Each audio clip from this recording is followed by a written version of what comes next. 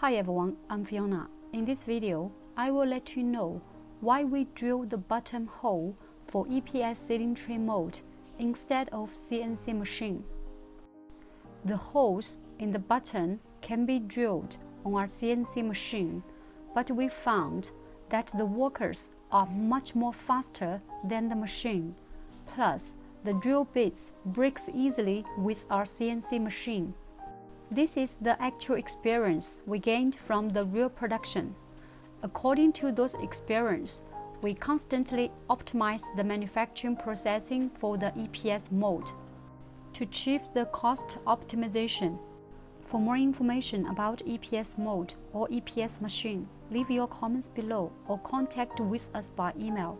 If you want to see more videos like this, please hit the like button and subscribe to our channel.